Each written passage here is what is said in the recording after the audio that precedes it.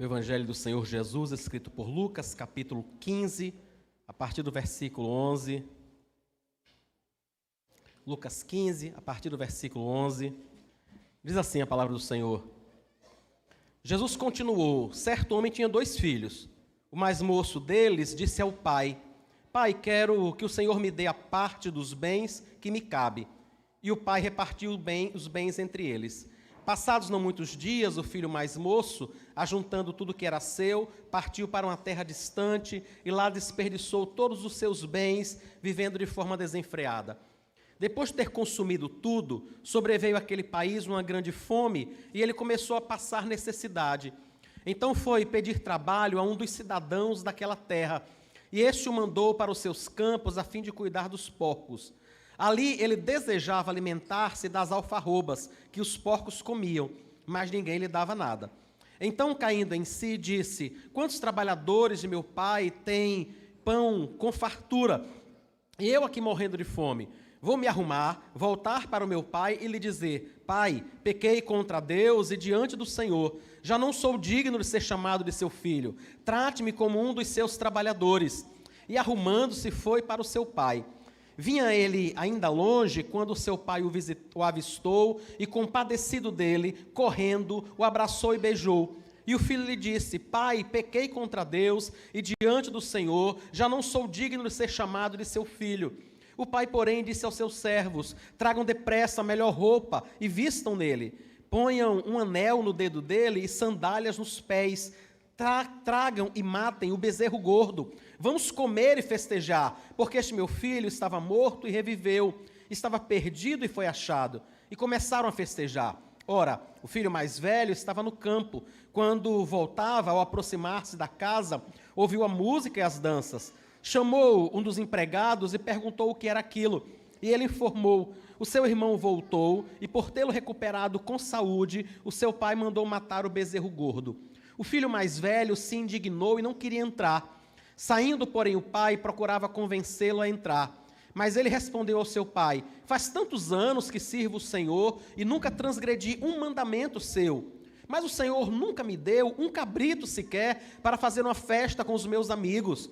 Mas quando veio esse seu filho, que sumiu com os bens do Senhor, gastando tudo com prostitutas, o Senhor mandou matar o bezerro gordo para ele. Então o pai respondeu: Meu filho, você está sempre comigo, tudo que eu tenho é seu. Mas era preciso festejar e alegrar-se, porque seu irmão estava morto e reviveu, estava perdido e foi achado. Amém. Irmãos, ninguém tem dúvida de que esse moço estava muito errado. Do começo ao fim, né? Ele pede ao pai que reparta os bens, algo que só deveria acontecer depois da morte dos pais. Como até hoje, a herança é uma coisa que nós herdamos com o falecimento do dono, né? A pessoa é proprietária, ela falece e nós herdamos. Então, o filho, sim, ele estava errado. Ele despreza a autoridade de seu pai, ele se rebela, ele não quer mais morar em casa. Ele, não sei se vocês já ouviram essa história, mas é mais ou menos assim. Ele estava ali com seus 15, 16 anos, meio chateado, porque não pôde colocar um piercing na orelha, outro no nariz, outro no braço e mais em algum outro lugar, porque não pôde ir para o show de alguém. Ele diz: Não, mas eu vou morar sozinho, não se preocupe não. Eu vou morar, não se preocupe porque eu vou morar sozinho. Esse já era um pouquinho mais grandinho. Ele fez isso mesmo. Ele disse: Eu preciso ir. Foi se aventurar, gastou todo o dinheiro da forma que não deveria, vivendo dissolutamente, como diz o texto, né? Vivendo de uma forma que não agrada a Deus. Ele tinha recebido princípios bíblicos de seu pai, mas apesar disso, não estava vivendo dessa forma. Pronto, não tem o que amenizar. Ele estava errado, ele errou, ele vacilou muito. Nós vemos, inclusive, que o pai deixa muito claro quando fala sobre a condição que ele estava. O pai diz: Olha, vamos festejar, porque esse meu filho estava morto. Ele estava morto. A gente não tinha esperança de recuperá-lo, a gente não sabia onde ele estava, e nós podemos imaginar o seu estado de morte espiritual, porque além de abandonar a família, ele estava vivendo realmente distante de Deus. Então, assim, ele estava errado, não há dúvida quanto a isso. Havia um outro filho em casa, irmãos, e esse filho era aquele tipo de pessoa que, como ele mesmo disse aí no versículo 29, eu nunca transgredi um mandamento seu. Se tinha uma pessoa certinha, se tinha uma pessoa reta, se tinha uma pessoa que se esforçava por fazer o que é correto, era esse moço.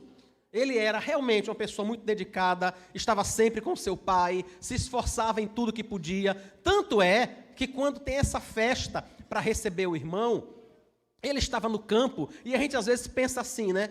Mas como é que alguém não foi chamá-lo? É porque muitas vezes, irmãos, procurando pasto para o gado, era comum que se andasse 10, 12 dias, que se andasse muito, que se caminhasse muito, até achar um local mais adequado para alimentar os animais. Não era uma coisa que dava para mandar uma mensagem pelo WhatsApp: olha, seu irmão estava morto, ressuscitou, a gente vai festejar, venha para casa. Ou que dava para pedir para alguém ir lá buscá-lo rapidinho. Tanto que quando ele chega, o irmão já tinha chegado, a festa já estava acontecendo, e ele percebe isso de longe. Ele era um rapaz muito trabalhador, ele era um cara muito esforçado. Irmãos, e não há o que questionar quanto a essas duas coisas. Aquele filho mais moço estava errado ao agir da forma que ele agiu. Aquele filho mais velho estava certo em viver daquela forma, em ser obediente a seu pai, em se esforçar por cuidar, em estar junto com a família, em cumprir aquilo que se esperava dele no meio da comunidade. Ele está certo, nós deveríamos fazer isso. Eu e você temos obrigações para com a nossa família, né? Imagine se eu e você, casados, resolvermos não termos responsabilidade com a nossa família, não agirmos como maridos, não agirmos como esposas, né? E a confusão que isso provocaria. Então, sim, aquele moço estava fazendo o que era esperado e o que era certo. Mas há uma coisa muito interessante. Quando o irmão volta, ele se chateia com aquilo. Ele se chateia porque ele diz: mas rapaz, que coisa complicada. Como é que meu pai recebe de volta uma figura dessa? Como é que meu pai recebe de volta na nossa família uma pessoa que desprezou a autoridade dele, resolveu repartir os bens, agora volta, com toda certeza, vai querer mais dos nossos bens, vai querer mais de uma parte pela qual eu trabalhei a vida toda. Enquanto ele estava gastando o dinheiro dele de uma forma que não deveria, eu estava aqui trabalhando, eu estava aqui me esforçando, e agora certamente ele vai querer se beneficiar disso tudo. Foi um momento, irmãos, que Deus permitiu aquele filho mais velho que olhasse um pouco para dentro do coração dele. E eu queria também que a gente parasse um pouquinho para fazer isso, irmãos. Pela graça de Deus, nós nos esforçamos para fazer o que é correto. É pela graça de Deus, e nós precisamos fazer isso mesmo. Nós precisamos nos esforçar, irmãos, para sermos o mais correto que a gente puder. Se há um modo de fazer as coisas mais certas, mais bem feitas, de forma que agrade as pessoas, de forma que agrade aos irmãos e que agrade a Deus, nós precisamos fazer mesmo. Nenhum de nós deveria ter nenhum tipo de vergonha quando um transgressor, quando alguém que não quer viver segundo a vontade de Deus, chega e diz assim: mas você é muito metido a santinho. Você pensa que você é algum trem, Você anda só no trilho a vida toda? Não tem gente assim? A pessoa não fica conformada no fato dela não servir a Deus como deveria, do fato dela não ser uma pessoa melhor. Ela não está conformada com o fato dela não fazer o melhor que ela pode em todos os aspectos de sua vida. Ela não é boa estudando, ela não é boa trabalhando, ela não é boa como amiga. Ela não é boa, ela não se esforça, ela simplesmente não quer ter nenhum tipo de esforço. E aí, para ficar tranquila com a consciência dela, ainda acusa o outro, né? Que está fazendo certo de fariseu, de legalista, de querer ser santarrão e tal. Irmãos, isso é só manipulação do capeta, viu? Não é outra coisa. Isso é só o diabo querendo entristecer a gente através de pessoas que estão afastadas de Deus. Elas fazem o que é errado, elas têm prazer no que é errado e ainda querem te convencer que você está errado por fazer o que é certo. Então, sim, nós precisamos fazer aquilo que é certo, aquilo que é correto, da melhor forma possível. Mas eu e você precisamos também nos aproximarmos muito de Deus, irmãos. Orarmos mesmo ao Senhor, lermos a Escritura, meditarmos na Escritura, nós precisamos congregar, nós precisamos participar da ceia do Senhor, nós precisamos viver em comunidade, para que o Espírito Santo, irmãos, use todos esses meios para ir tirando resquícios do nosso coração.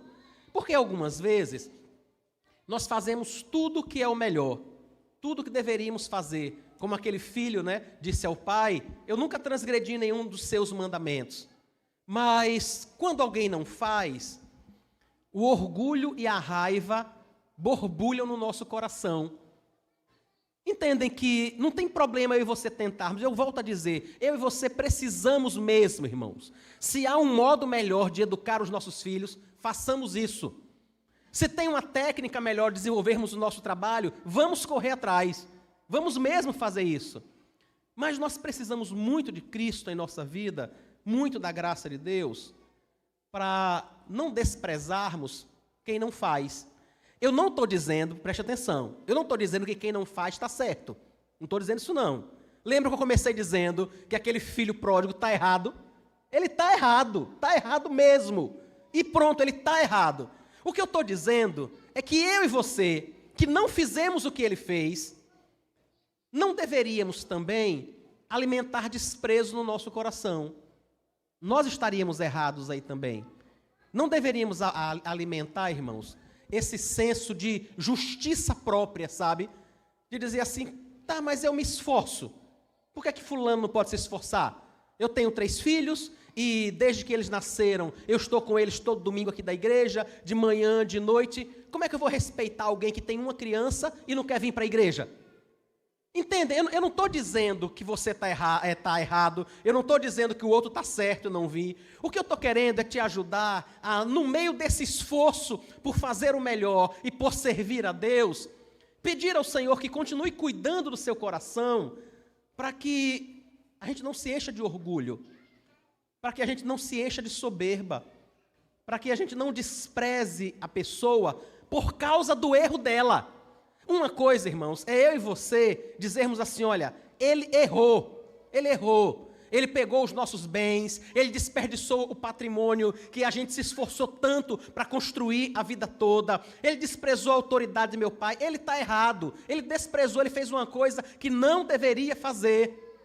Outra coisa é quando a gente simplesmente odeia essa pessoa, quando a gente olha para essa pessoa como se nós fôssemos muito melhores do que ela.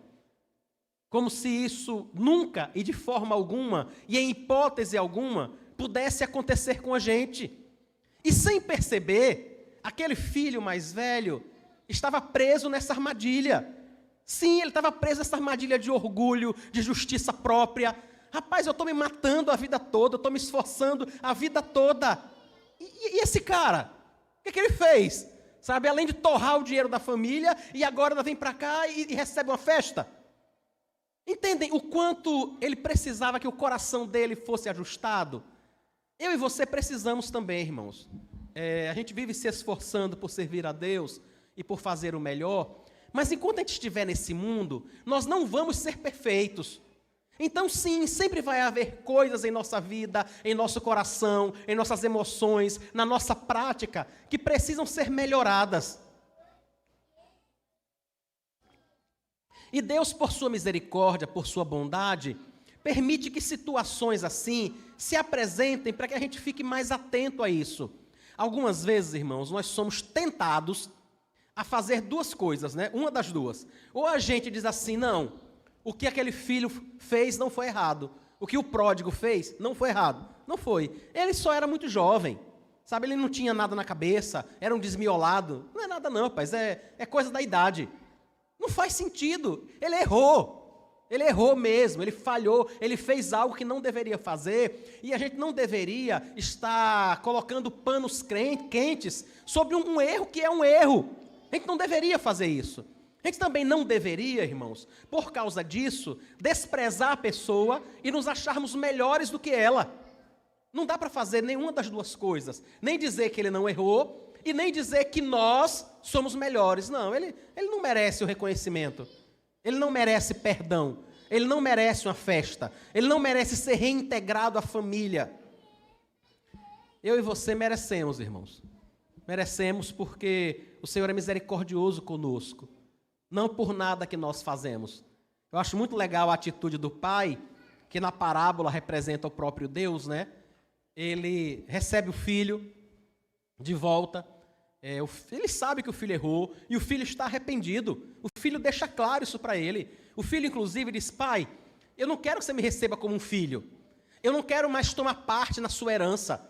Eu já peguei a minha parte. Eu não quero mais tirar nada do meu irmão que está lá no campo trabalhando. Eu não quero nada disso, não. Mas é que eu estou passando fome. Eu estava trabalhando no lugar onde eu trabalhava de domingo a domingo, ganhava um salário mínimo e era todo mundo tirando o meu couro.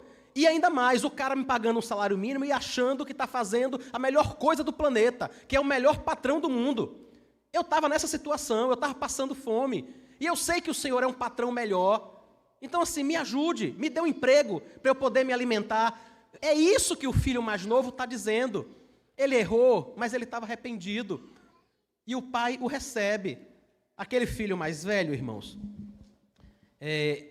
erra quando o orgulho e a justiça própria enchem seu coração. Mas Deus é muito misericordioso, comigo, com você, como foi com ele. O pai chega para ele e diz assim: rapaz, não fica assim não. Fique não, tudo que eu tenho aqui é seu. Eu não dei a seu irmão o dinheiro dele, a parte que ele achava que era dele. Eu não dei, ele não foi embora gastar. Por que é que você acha que eu ia fazer questão de alguma coisa que está aqui? Tudo que está aqui é seu. Você pode dispor do que você quiser. Mate o bezerro que você quer, o carneiro que você quiser. Faça o churrasco com seus amigos. É muito maravilhoso, irmãos, o modo como o pai ajuda aquele filho a perceber que a visão dele estava distorcida. Eu queria que a gente prestasse atenção nisso que foi escrito para a nossa edificação, nisso que foi escrito para que a gente aprendesse, para estarmos atentos a isso, sabe? Estarmos atentos, pedimos ao Senhor que nos dê graça, pedir ao Senhor que nos ajude, irmãos, a sermos os melhores profissionais que nós pudermos no nosso trabalho. Mas entendermos, olha, eu sou um profissional bom, eu sou uma pessoa muito dedicada. Meu colega não é. Meu colega tem agido de forma preguiçosa, de forma irresponsável no trabalho. Mas eu não preciso e não posso e não devo desprezá-lo por causa disso. Eu não posso dizer que ele não é preguiçoso se ele é. Não tem o que fazer, ele é preguiçoso. Ele não faz o que deveria fazer, ele se compromete e não faz, ele diz que vai fazer e não cumpre, ele é um preguiçoso, não tem o que fazer. Mas eu não posso, rapaz, de jeito nenhum, desprezá-lo por conta disso, me achar superior, achar que eu não falho, achar que eu vou fazer o serviço que eu faço sempre perfeito, que nunca vai ter nenhum erro. Entendem? Isso nós não podemos, irmãos. Como é que a gente resolve isso? Ouvindo o Pai. É isso que eu queria dizer. Ouça o seu Pai Celeste falando com você na Escritura. É ouvindo o Pai, irmãos, que o nosso coração vai mudando. É ouvindo o nosso Pai Celeste, quando Ele conversa com a gente e diz: meu filho, tenha calma, você também é humano, você também falha. Ele falhou, ele errou, mas isso pode acontecer com você também. Vigie você que está em pé, para que você não caia. Vigie, cuide de seu coração. É isso que é a palavra de Deus, é a palavra do Pai para a minha vida e para a sua vida, para que nós possamos cada dia mais nos parecermos com o Senhor. Eu sei que a vida aqui no mundo, irmãos, é cheia de armadilhas, né? Cheia de muitas armadilhas. Eu já caí em inúmeras delas. A gente pensa que muitas vezes está fazendo da melhor forma e às vezes percebe que não está. E Deus usa pessoas, Deus usa a sua palavra para nos orientar, para falar conosco, exatamente como o Pai fez.